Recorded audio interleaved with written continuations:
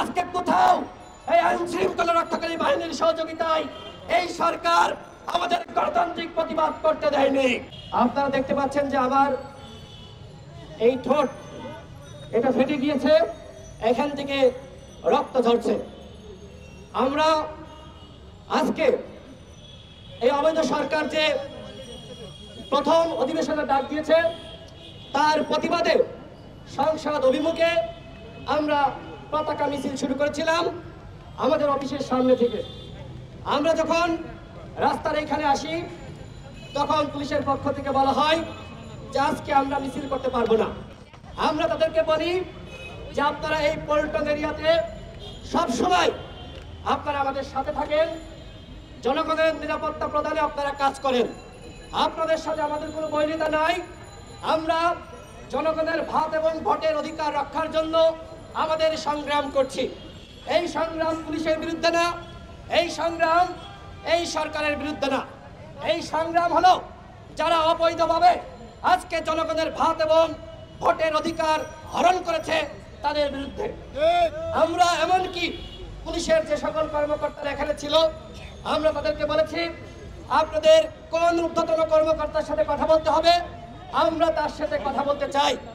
কিন্তু পুলিশের যারা এখানে ছিলেন তারা বলছেন যে আজকে মিছিল করা যাবে না।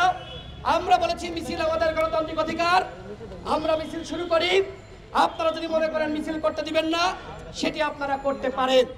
কিন্তু এই যে আমাকে রক্তাক্ত করা হলো, আপনারা দেখতে পাচ্ছেন আমি ঠিক মতন কথা বলতে পারছি না, এখানে ফেটে গিয়েছে। আজকের এখান থেকে এরপরে হাসপাতালে চিকিৎসা নেওয়ার জন্য যেতে হবে। আমাদের এখানে উচ্চতর পরিষদের সদস্য আবু হানিফ আছেন, তার ঠোঁট ফেটে গিয়েছে। আমাদের হাসানুল মামুন সহ যারা ছিলেন, মঞ্জুর মোর্শেদ মামুন, নাইনেত্রী ফাতেমা তাসলিম সকলেই আহত হয়েছে। আমার পুলিশ ভাইদের কাছে প্রশ্ন, এখানে অসংখ্য পুলিশ ভাইরা দাঁড়িয়ে রয়েছেন, পুলিশের ঊর্ধ্বতন কর্মকর্তারা রয়েছেন। আপনাদের কাছে আমার প্রশ্ন, আজকে কি লাঠিচার্জ করার কোনো নির্দেশনা ছিল কিনা? আজকে কেন আমাদের উপরে হামলা করা হলো? আমরা তো আমাদের গণতান্ত্রিক অধিকার, সেই অধিকার বাস্তবায়নের জন্য আমরা আমাদের সংগ্রাম করছি। এই সংগ্রাম কি অন্যায় বন্ধুগণ? আজকে বিএনপি নেতা আব্দুল মঈন খানকে গ্রেফতার করা হয়েছিল, পরবর্তীতে শুনলাম তাকে আবার ছেড়ে দেওয়া হয়েছে। আমরা দেখেছি মহিলা দলের সাধারণ সম্পাদক সুলতান আহমেদ সহ নারীদেরকে অসংখ্য সময় এখানে থামতে হবে, এইখানে কথা বলছে কে, থামতে হবে,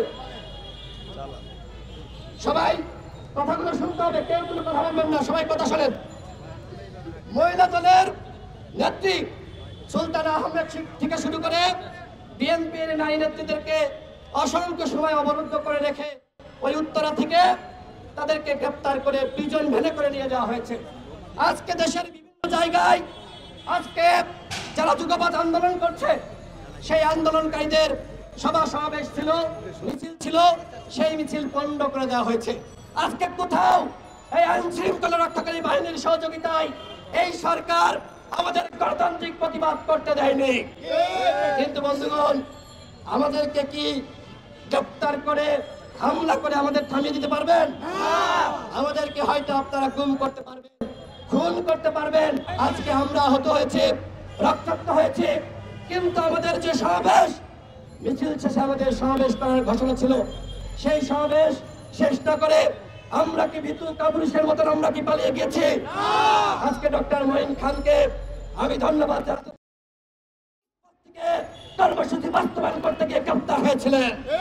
এই মঈন খানের কাছ থেকে আপনাদের শিক্ষা গ্রহণ করতে হবে। গ্রেপ্তার যদি হতে হয় রাজপথ থেকে আমাদেরকে গ্রেপ্তার হতে হবে। আপনাকে যদি নির্দেশনা থাকে আপনাকে গ্রেপ্তার করবে,